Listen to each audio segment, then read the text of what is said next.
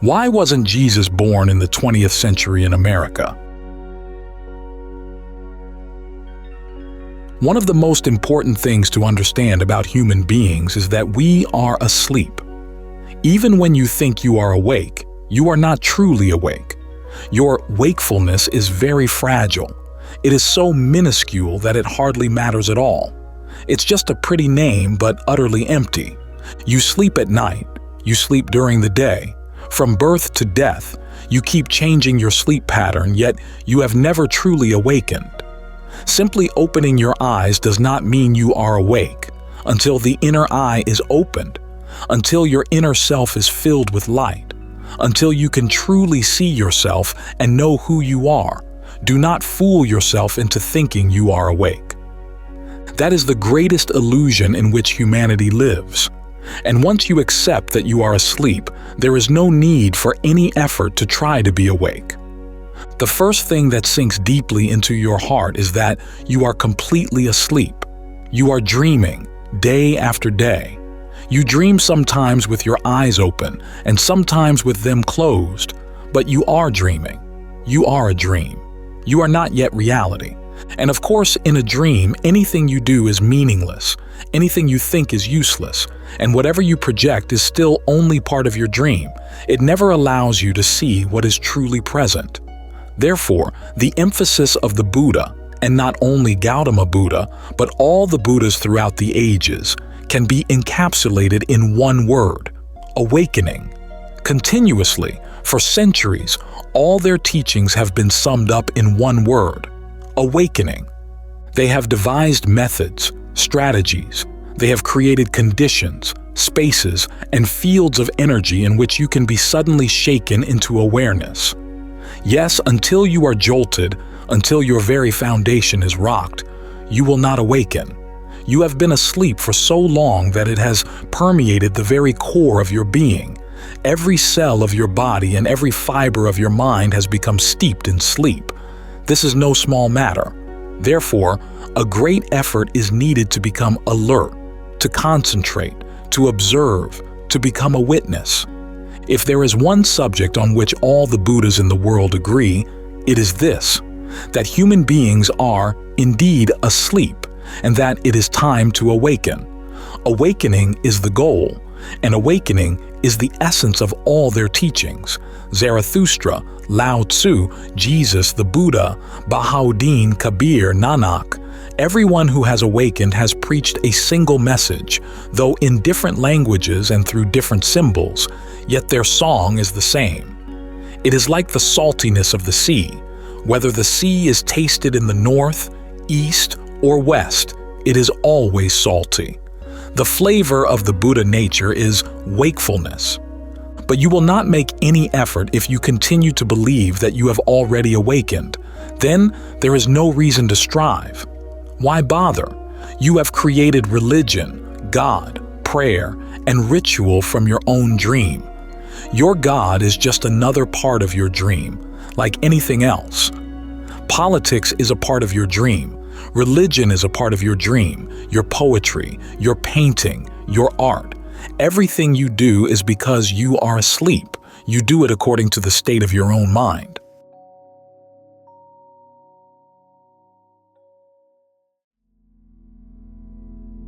Who created these gods? Two monks were playing golf. The younger one easily missed a shot and exclaimed, "Shit indeed." The older monk scolded him, saying that if he continued using such vulgar language, God would surely strike him with lightning. They played again, and the young monk missed once more and again said, "Shit indeed." Suddenly, the sky split open. A flash of lightning struck and killed the older monk. There was a pause, and then a voice from the heavens, echoing like thunder, was heard saying, "Shit indeed. Your gods cannot be any different from you. Who created them? Who gave them their form, color, and shape? You created them. You molded them. They have eyes like yours, noses like yours, and minds like yours." In the Old Testament, God declares, "I am a jealous God." Now, who created that jealous God? God cannot be jealous, And if God were jealous, what is wrong with jealousy? Even if God is jealous, why should you think it is wrong for you to be jealous? In that sense, jealousy is sacred. In the Old Testament, God also says, "I am a very angry God. If you do not obey my command, I will destroy you. You will be cast into the eternal flames of hell. And because I am very jealous," God declares, "do not worship anyone else. I cannot tolerate that." Who created such a God? It must come from our own jealousy, from our own anger. This image is our own creation. I once heard of a Jew, long plagued by misfortune, who went into the forest and raised his prayers in accusation, saying, "Oh God, haven't I done good for the Jews? Haven't I always been charitable, even to these cursed goyim? Haven't I brought my family into that covenant? I never drink, swear, or steal. I have no scandalous woman, nothing at all. Why are you doing this to me, God? Why? Why so?" Then a dark cloud suddenly appeared overhead, and a terrifying voice answered, "You desecrate me." Certainly, your gods cannot be different from you. They are a projection of you, your own shadow. They echo back your image and no one else's. That is why there are so many gods in this world.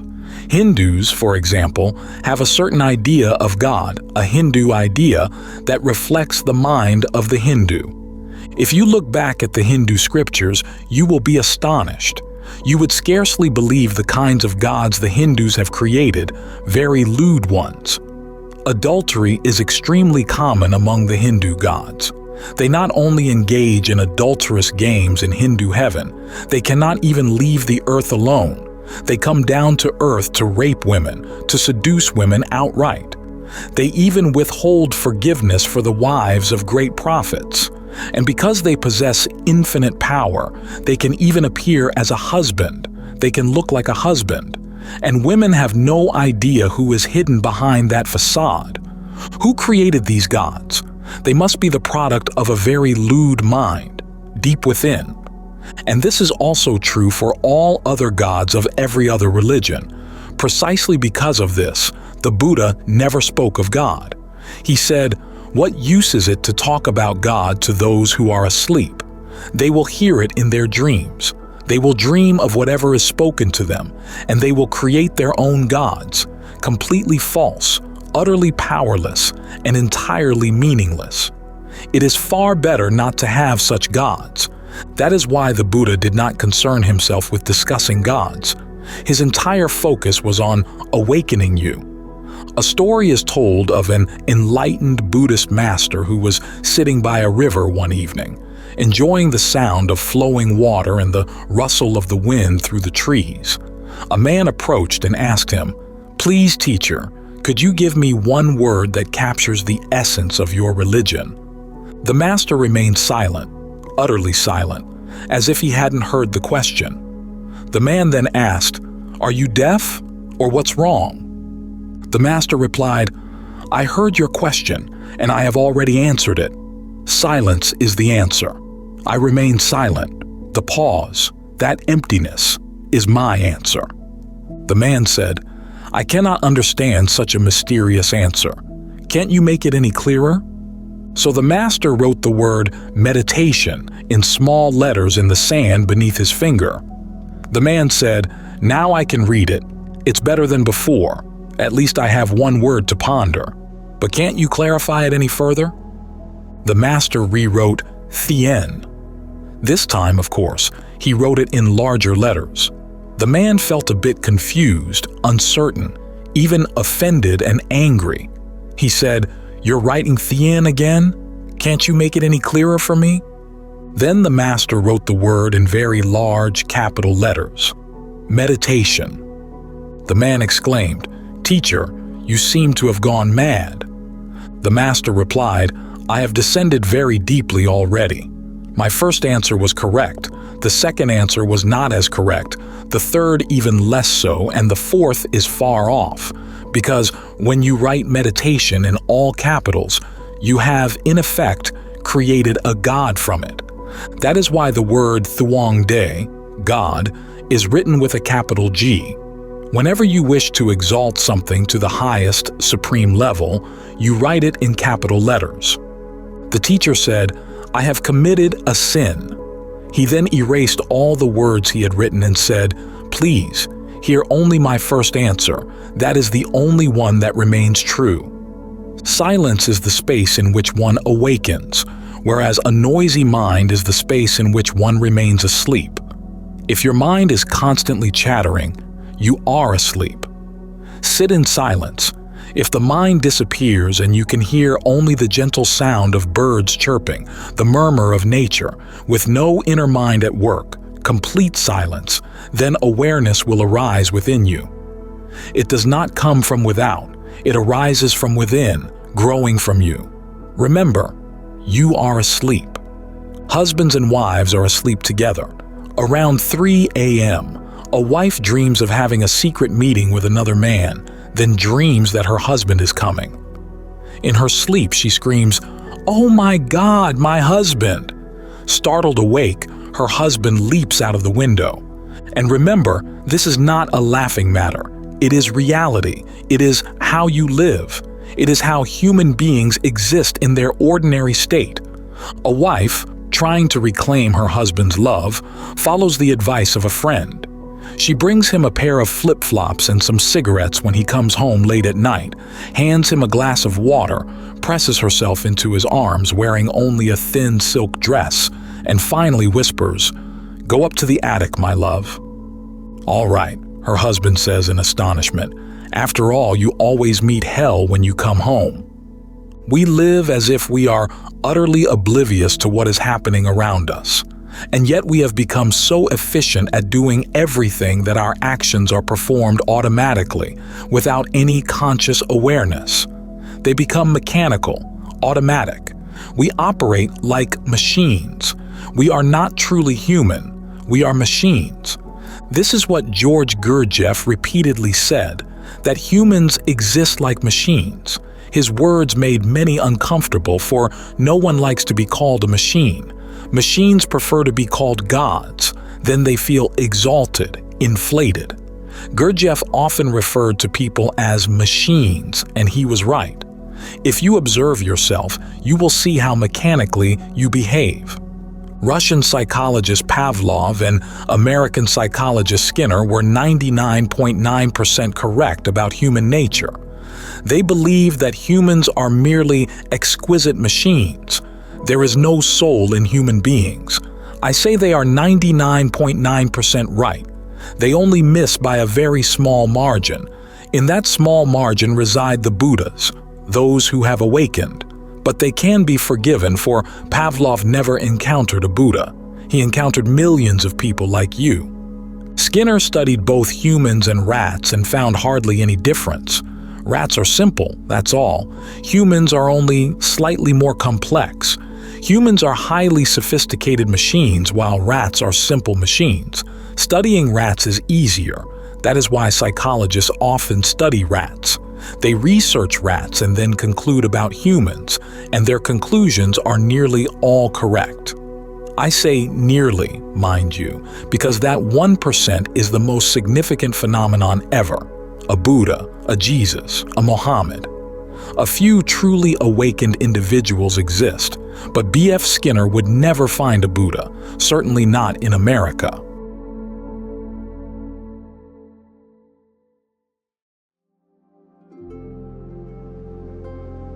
Why wasn't Jesus born in the 20th century in America?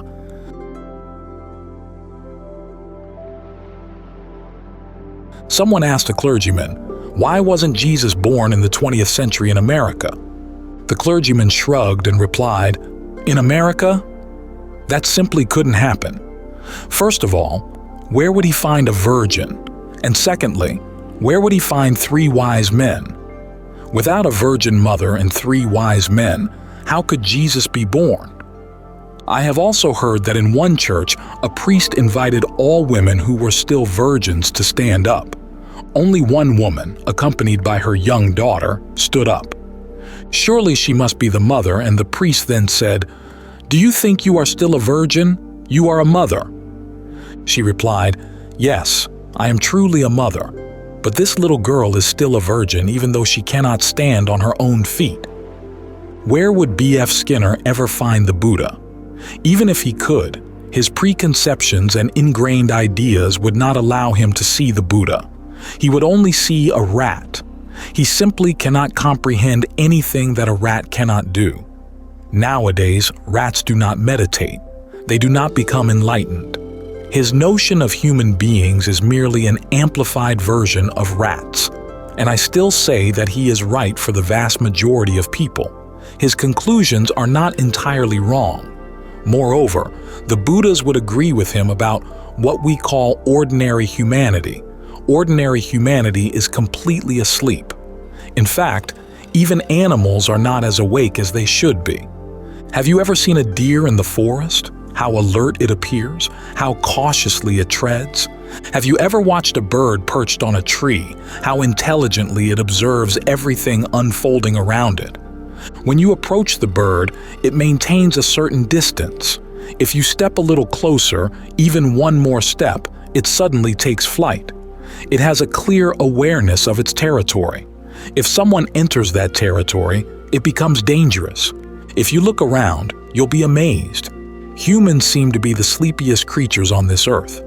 I have also heard of a woman who bought a parrot at an estate auction and kept its cage closed for 2 weeks so that it would forget its vulgar language. When the cage was finally opened, the parrot looked around and remarked, "Ah, new house, new lady."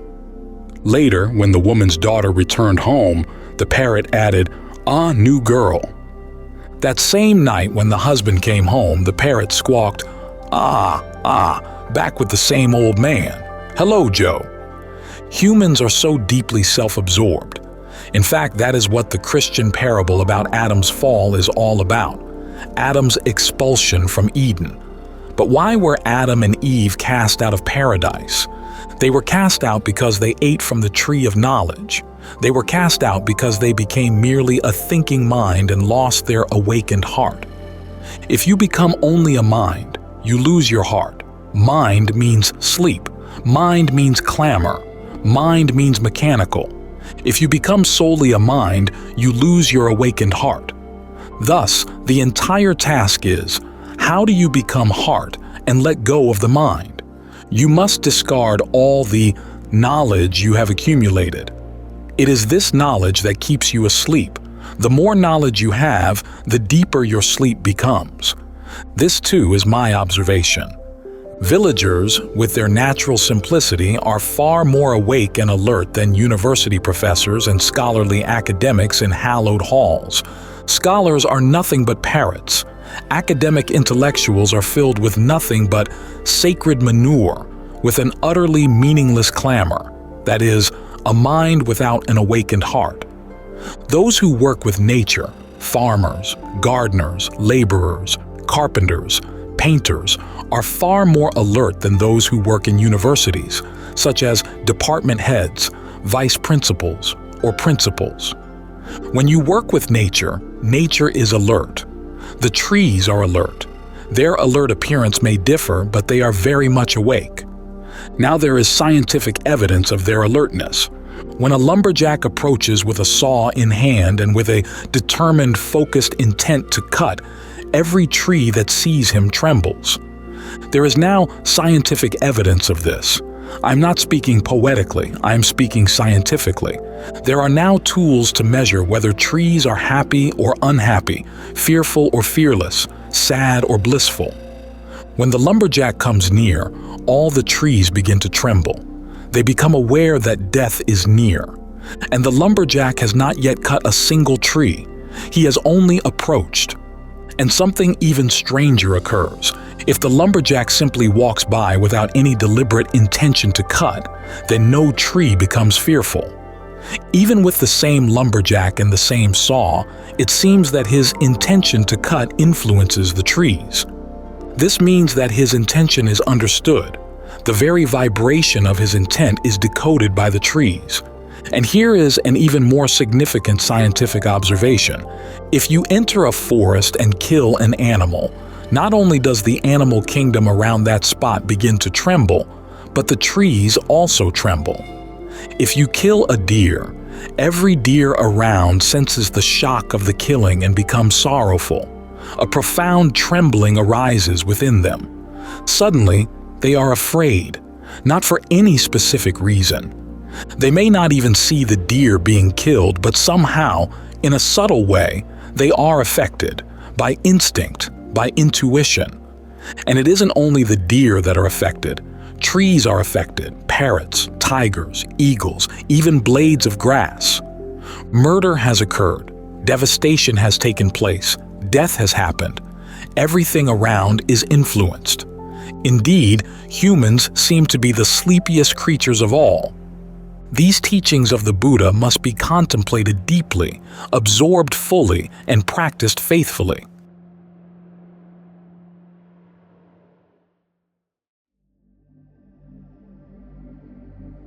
Wakefulness is living.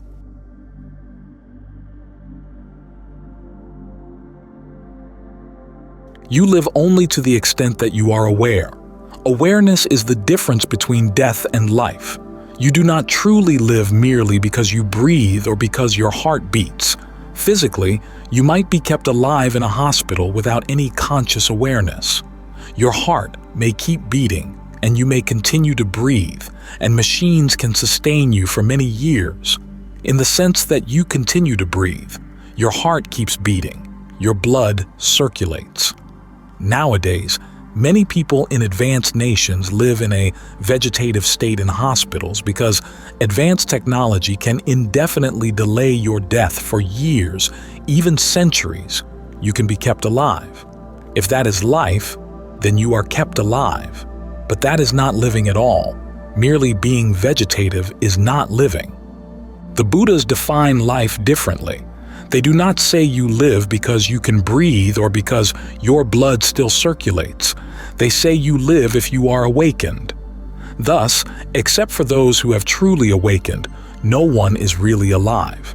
You are nothing more than a body, a shell that walks, speaks, and acts, but essentially, you are a machine. Wakefulness is living, the Buddha teaches. The more awakened you become, the more truly alive you are, and life itself is God. There is no other God. Thus, the Buddha speaks of life and awareness. Life is the goal and awareness is the methodology, the technique by which you attain it. The foolish who sleep. Everyone is asleep, so all are ignorant. Do not feel offended. This fact must be stated as it is. You operate in a state of sleep. That is why you repeatedly do the things you claim you do not want to do.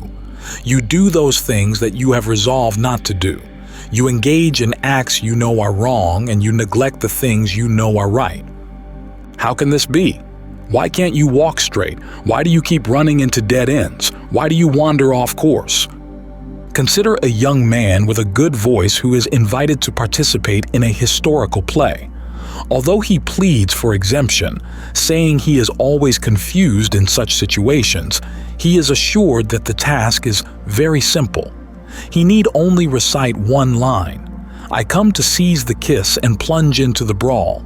Listen, I hear the sound of pistols firing, and then step off the stage. During the performance, he goes on stage, very flustered by the tight shorts that were hastily given to him at the last minute, and becomes completely disheartened upon witnessing a scene of a beautiful, heroic woman lying on a garden bench, waiting for him, dressed in a thin, white silk gown. He clears his throat and declares, I have come to snatch the throne. No, to seize the kiss and to dash into the fray. Yes, I say, to charge into the brawl. Listen, I hear the sound of a Gatling pistol. No, a pistol firing. Damn it, damn everything. I never want to participate in this accursed farce in any way. This is what is happening. Observe your life. Everything you do is muddled and mixed up. You have no clarity, no true feeling. You are not awake. You cannot see. You cannot truly hear. Certainly, you have ears so you can hear, but there is no one inside to comprehend what is heard. Certainly, you have eyes so you can look, but there is no one present within to truly see. Thus, Your eyes keep looking and your ears keep listening, but nothing is truly understood. If you truly had inner sight, you would see God everywhere. And if you could listen, you would hear celestial music, the harmony of existence. And with every misstep you take, with every error you commit, and yet you believe you are aware, discard that notion completely.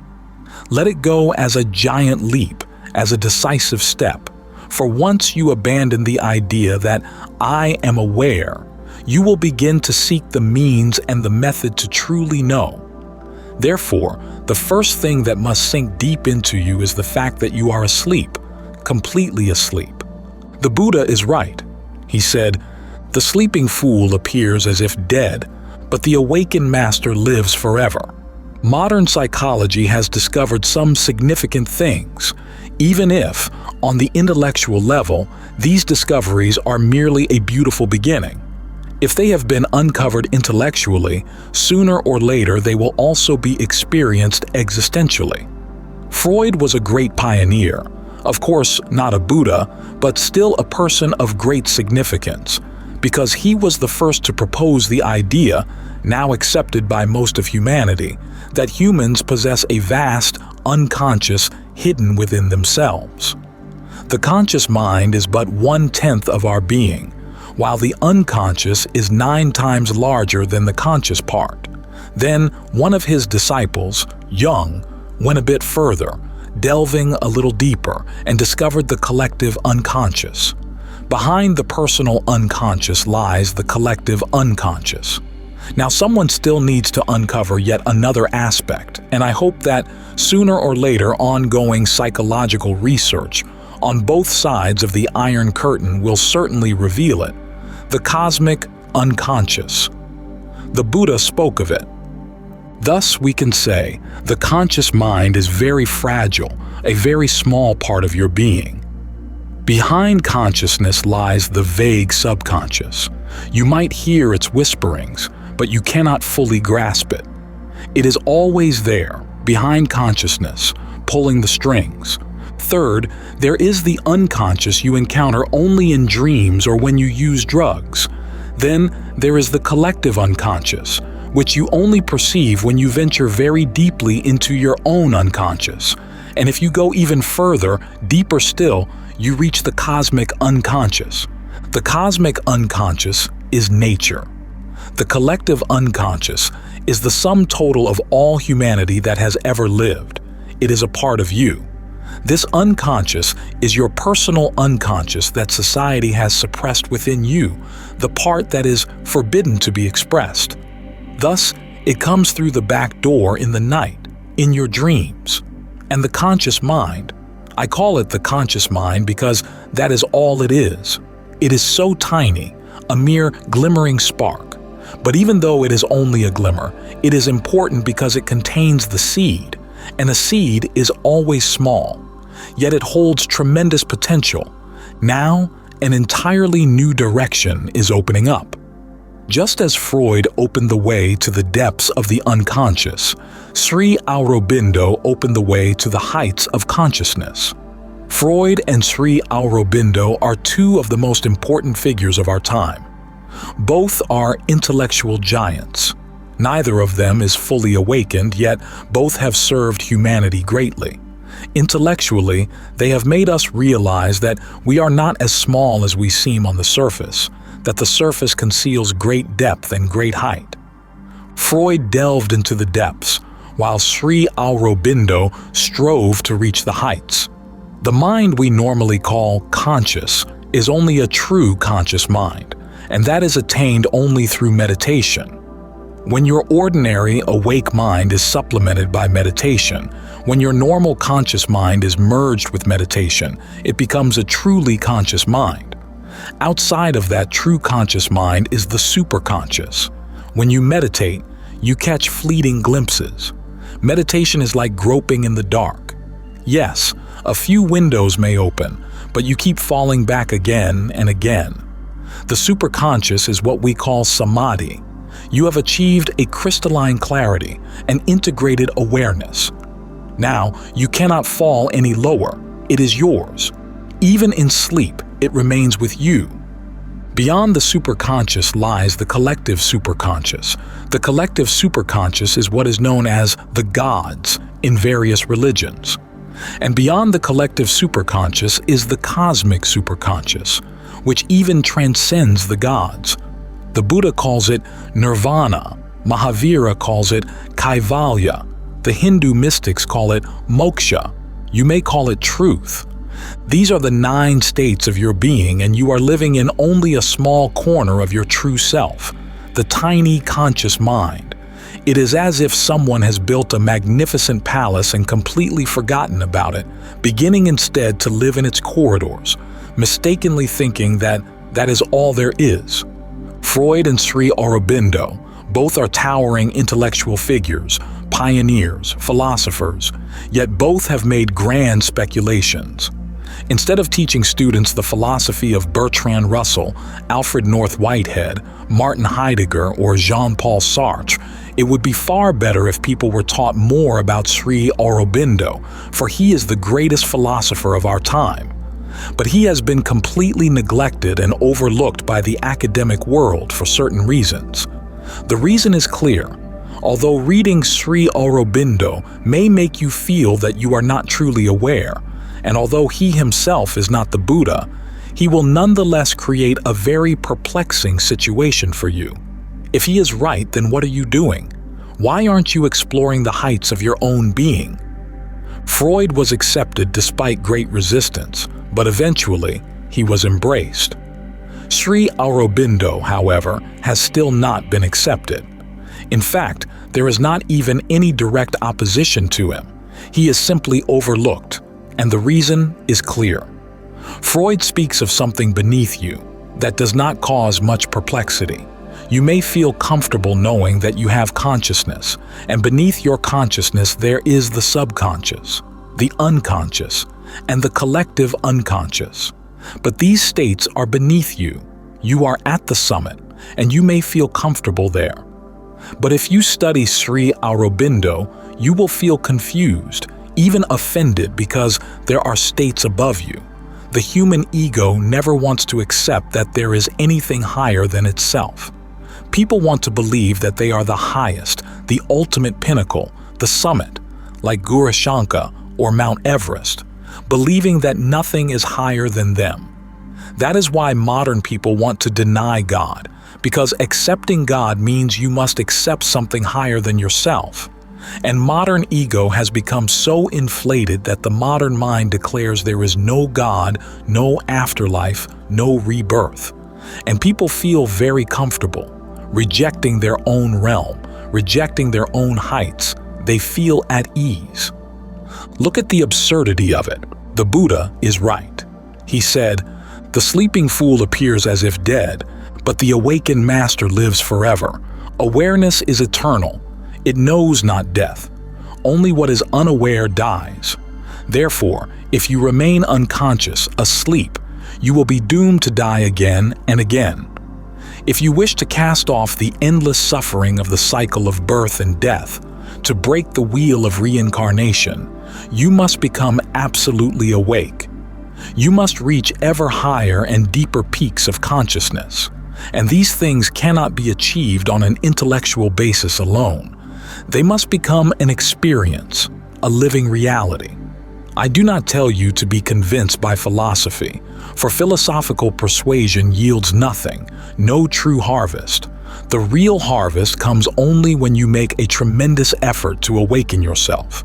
Yet these intellectual maps may stir desires and longings within you. They may make you aware of your potential and capabilities. They may even show you that you are not exactly what you seem to be, that you are so much more. The sleeping fool appears as if dead, but the awakened master lives forever, he observes. He is clear. Such simple, beautiful statements. The truth is always simple and beautiful.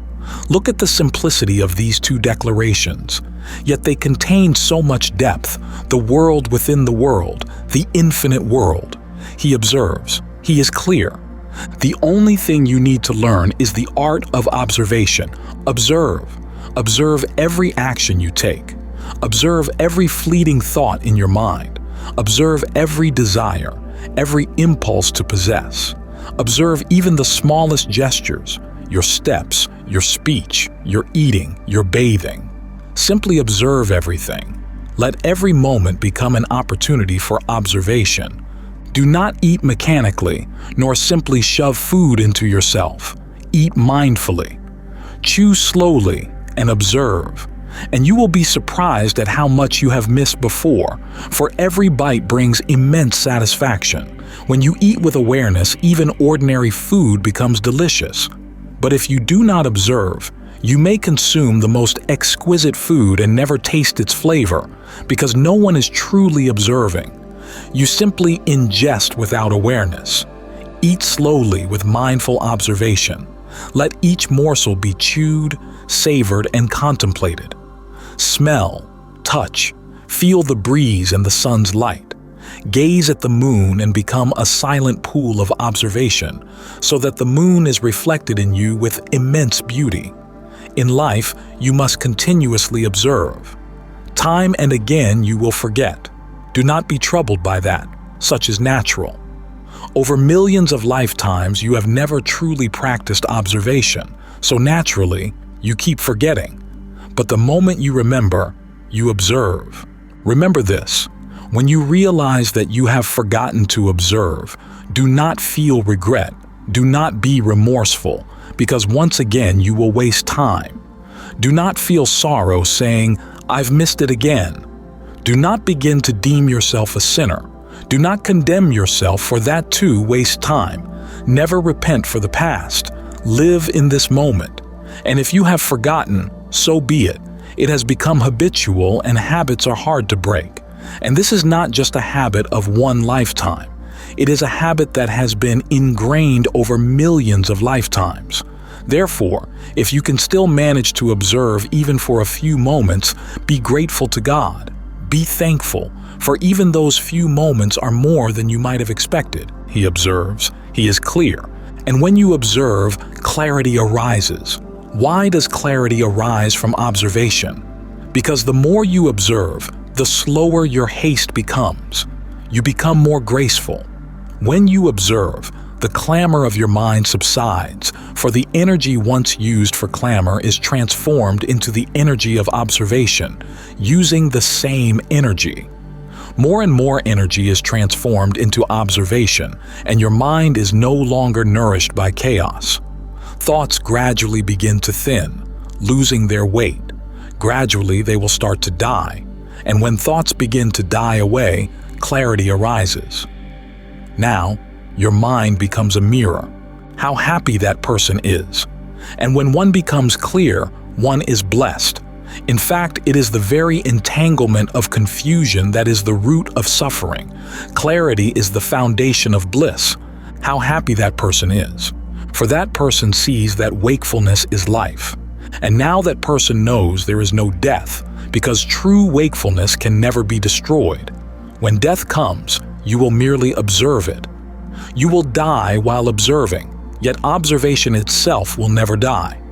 Your body may vanish, returning to dust, but your capacity to observe will remain. It will become part of the whole universe. It will become the universal consciousness. In these very moments, the seers of the Upanishads proclaim, Aham Brahmasmi, I am the universal consciousness. In that same space, Al-Hillaj Mansour declared, Anal Haq, I am truth. These lofty peaks are your exclusive right. If you fail to attain them, only you are responsible, no one else. How happy that person is. For that person sees that wakefulness is life. How happy that person is, who walks the path of the awakened, with great patience, who meditates and seeks freedom and bliss. Listen carefully to these words. Without immense, wholehearted effort to awaken yourself, nothing will happen. Partial effort is utterly useless. You cannot simply be casual or half-hearted. That yields no benefit. Warm water cannot simply evaporate by itself, and a lukewarm effort to become awake is bound to fail. Transformation occurs only when you invest your entire energy into it. When you are boiling at 100 degrees, you vaporize, and an alchemical transformation takes place.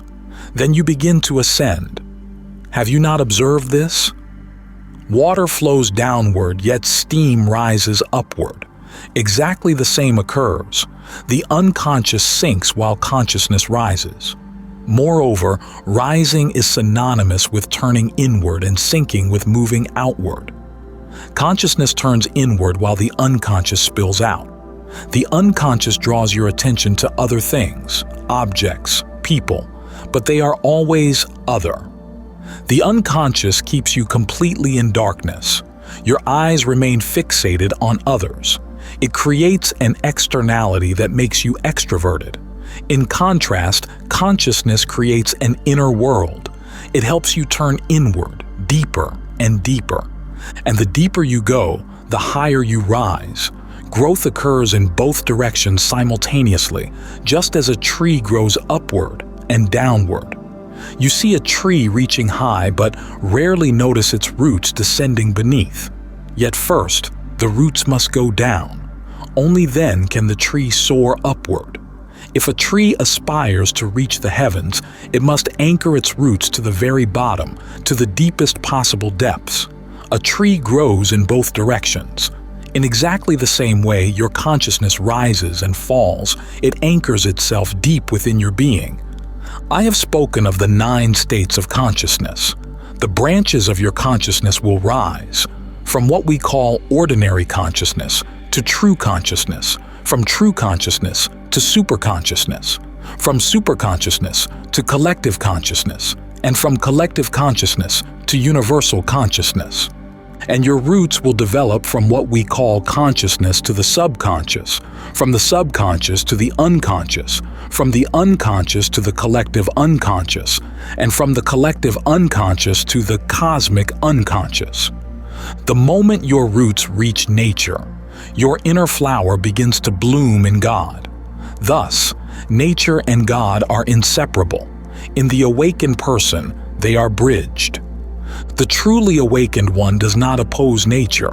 Indeed, that person fully supports nature. In fact, such a person guides you on both paths, one toward nature, the other toward God. This is my endeavor here.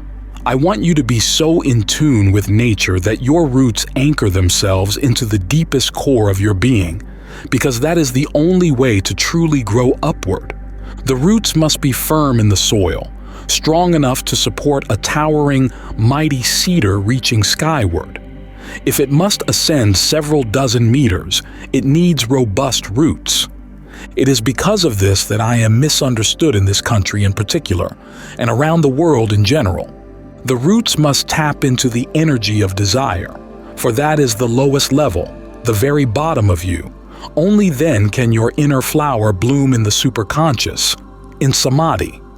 A lotus can only bloom if its roots are deeply embedded in mud, in a pond. This capacity is available only to those with immense patience. Currently, people are extremely lazy. They are asleep. They are lethargic. Now, consider this story. A husband and wife agreed that whoever speaks first must go and shut the door that, by chance, has been left open to the street. A thief, seeing the open door, enters and finds a pair of silent, unmoving figures. He immediately devours all the food on the table, seizes valuables, and finally rapes the wife, then suggests shaving the husband's beard. At that, the husband bursts into tears. "I'll go and close that damn door." Everyone is truly lazy, so very lazy. Laziness is a part of sleep. Thus, constant, persistent, and regular effort is necessary. You will fall repeatedly, stumble again and again. You are in a state of stupor and slumber, therefore, falling back is acceptable. But the moment you remember, whenever a ray of light occurs and you recall it, channel your entire energy into it once more. Do not remain foolish. Do not remain asleep. Do not continue in drunken stupor. There are 3 sloppy, drunken drifters walking down the street. One is carrying a loaf of bread, another a bottle of wine, and the third is holding a car door. As they walk together, a police officer stops them and asks, "Where are you all going?" "We're going camping," says the one with the bread. "Camping? Why camping?" the officer asks. "I can understand the bread. You can eat it when you're hungry. You can drink the wine when you're thirsty. But why are you carrying a car door? I just can't understand that." "Well," replies the one with the door, "if it gets too cold, I can just roll up the window." You must ascend through many layers of drunkenness. Desire is a state of drunkenness, and everyone craves more and more.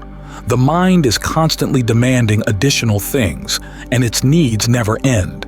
If you pursue money, you get more money. If you pursue political power, you gain more power. If you pursue fame, you acquire more fame. If you strive to become humble, you become even more humble, because you must be the most humble person in the world. If you pursue renunciation, you continually renounce further. There is never an end to the mind's endless cravings. Desire is intoxication. It is sleep. Anger, too, is similar. Have you ever noticed that when you are angry, you end up doing things you couldn't do in a normal state? You say things you later regret, and you can hardly believe that you uttered such meaningless words, words that have no value. What happens when you get angry? You are in a drunken state. Become more observant and your anger will diminish, your desire will lessen, and even your jealousy will subside.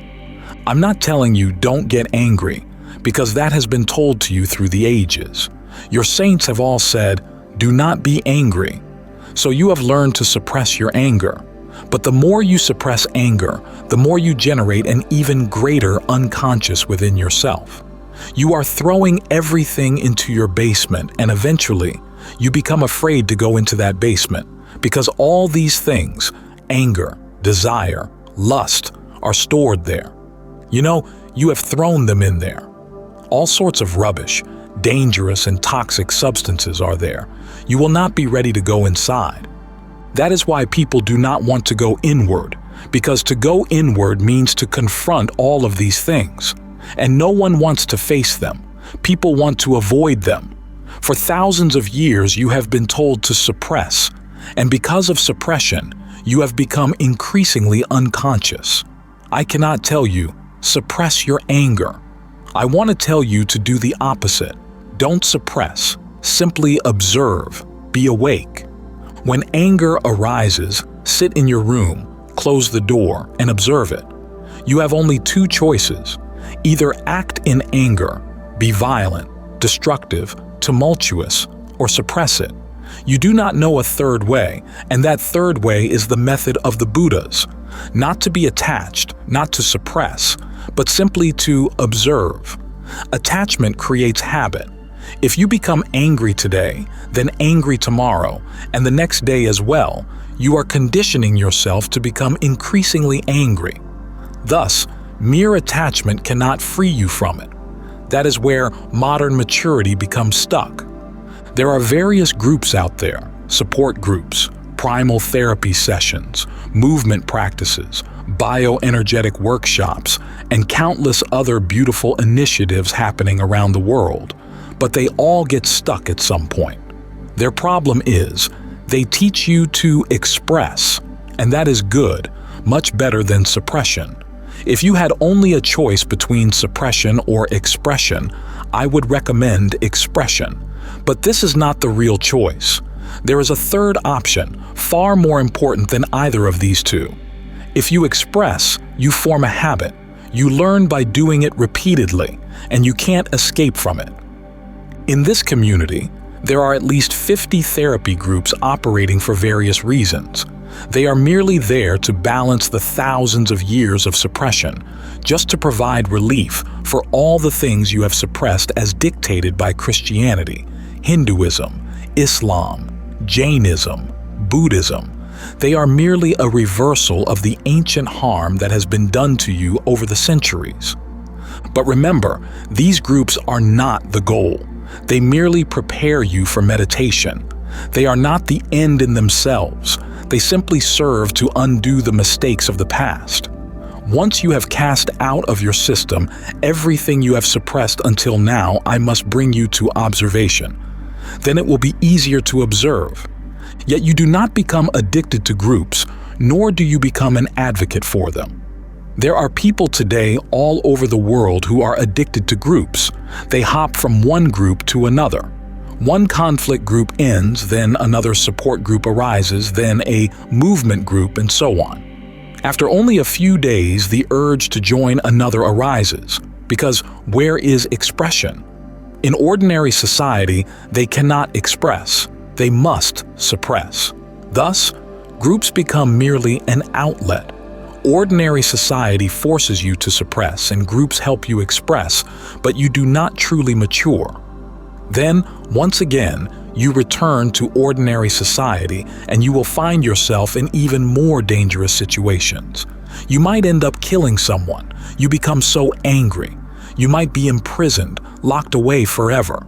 Or if you keep fighting with everyone, if you slap your boss at work, if you beat your wife, your children, or your husband, then your entire life will become a mess, unlivable.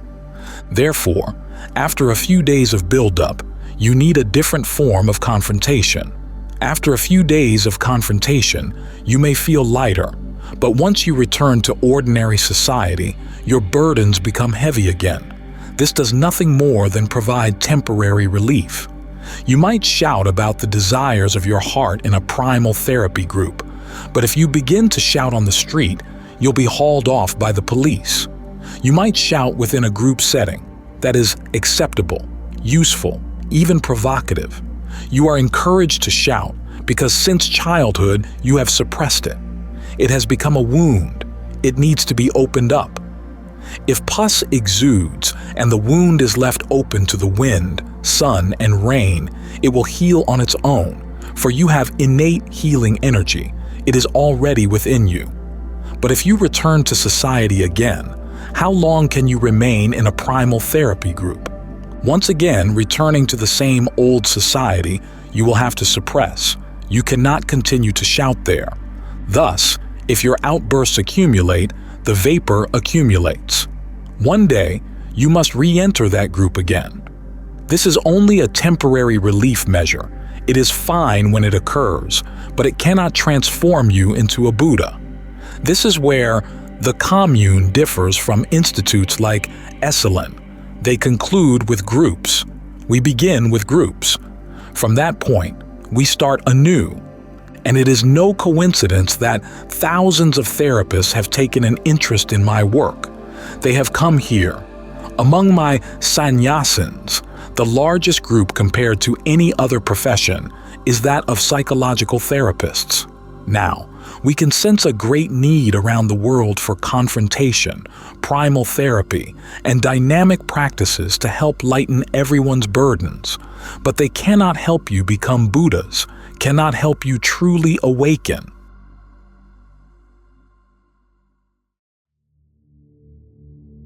The path to awakening.